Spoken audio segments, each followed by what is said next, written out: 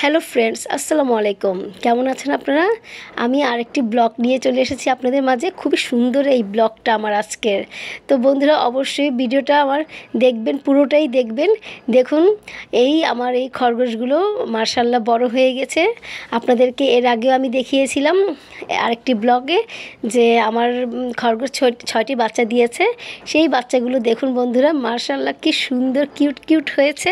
দেখতে এতটাই যে সুন্দর হয়েছে যে কি বলবো, আমি ভিডিও না করে থাকতেই পারলাম না।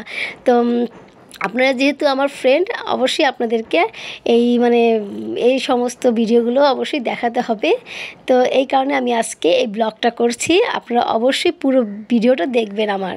তো দেখুন বন্ধুরা, আমার ছেলে ফিদা, ও খুবই ওদের সাথে এনজয় করে। তো দেখুন কেমন করে আছে ও। একরকম সময় পেলেই পড়াশোনার ফাঁকে ফাঁকে ওই খরগোশ নিয়েই থাকে। তো দেখুন কি সুন্দর লাগছে, আর কি টসটসে হয়েছে খরগোশের বাচ্চাগুলো। দেখে কি ভালো লাগছে, আর ধরতেও কিন্তু খুব মজা লাগে। তো আমি বিশেষ করে ধরি না, খুব একটা ধরি না। আমার কেমন জানি লাগে আমার কাছে, মনে হয় যে ওরা ব্যথা পাবে। তো এই ভয়ে আমি আসলে ওদেরকে খুব একটা ধরি না। তো আমার ছোট ছেলে ফিদা ওই সাধারণত ধরে। তো আজকে এই খাঁচার ভেতর থেকে ফিদা বের করেছে, কারণ খাঁচাটা পরিষ্কার করতে হবে। অনেক দিন হয়ে গেছে যে ওরা যখন জন্ম হয়েছিল তারপর থেকে খাঁচা পরিষ্কার করা হয়নি। তো এই কারণে পরিষ্কার করার জন্যই ওদেরকে বের করা হয়েছে। আর ফিদা কি সুন্দর করে ওদেরকে ধরছে। আর আসলে কি এই সমস্ত জিনিস দেখলে কিন্তু খুবই ভালো লাগে। যার বিশেষ করে নিজের বাড়িতে আমি দুটি খরগোশ নিয়ে এসেছিলাম কিনে। তো সেই খরগোশটা এখন বাচ্চা দিয়েছে। এই বাচ্চাগুলো মাশাআল্লাহ বড় হয়েছে।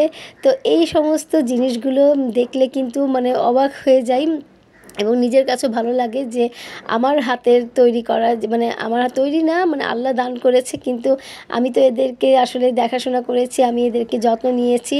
তো তারপরে এই ফলটা আমি পেয়েছি। তো এটাই আমার কাছে খুব ভালো লাগে। তো দেখুন বন্ধুরা, কি সুন্দর করে ওরা খেলা করছে বাচ্চাগুলো। আর আমার ছেলেও কিন্তু ওদের নিয়ে দারুণ মজা করছে। তো ছোটো ছোটো খরগোশগুলো কিন্তু অনেকেই দেখেন নাই, অনেকেই জানেনও না যে এই ছোটো ছোটো খরগোশগুলো কিন্তু এতটাই কিউট হয়ে থাকে। তো এই কারণে যারা দেখেন নাই তাদের উদ্দেশ্যে এই ভিডিওটা করা হয়েছে। আপনারা অবশ্যই দেখে নিন আমার ভিডিওটা। দেখুন বন্ধুরা, একটা খরগোশ নিচে পড়ে গিয়েছে। তো যখন নিচে পড়ে গিয়েছে আমি খুবই চিৎকার করে উঠেছি। তো মনে করেছিলাম খুবই ভয় পাবে। তো যাই হোক, ওরা ব্যথা পায়নি, আমার ছেলে আবার উঠিয়ে নিয়েছে। তো এই খরগোশটাই একটু ছোট, কিন্তু ও বেশি চঞ্চল।